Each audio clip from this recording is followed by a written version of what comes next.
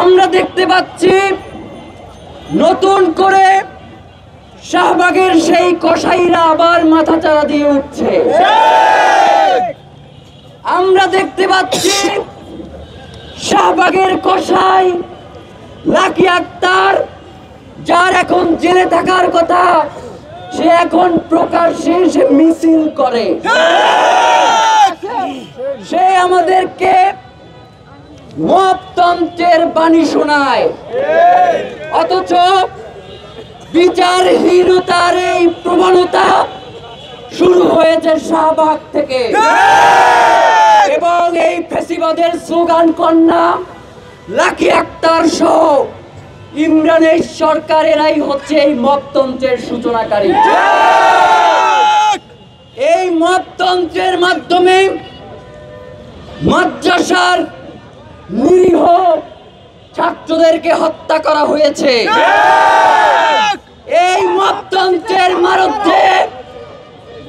মপতন্ত্রের মাধ্যমে বাংলাদেশে বিচার ব্যবস্থাকে প্রশ্নবিদ্ধ করে রায় দিয়ে ফাঁসির যাদেরকে দেওয়া হয়েছে তাদের পক্ষ থেকে, শাহবাগের সেই শাপলার নিরীহ ছাত্রদের পক্ষ থেকে এই দীর্ঘ 16 বছর যারা নিপীড়িত হয়েছে, নির্যাতিত হয়েছে, তাদের পক্ষ থেকে আজকে আমরা ইনকিলাব মঞ্চের পক্ষ থেকে আপনাদের সামনে দাঁড়িয়েছি।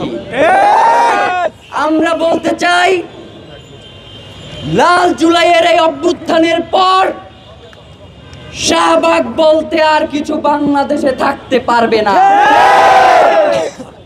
লাল জুলাইয়ের মাধ্যমে শাহবাগের কবর রচনা হয়েছে। নতুন করে যদি কেউ শাহবাগ 2 এর চিন্তা ভাবনা করেন, তাহলে আপনি ভুলের জগতে বাস করছেন। আমাদের শরীরে এক বিন্দু রক্ত থাকতে আমরা শাহবাগ হতে দেব না।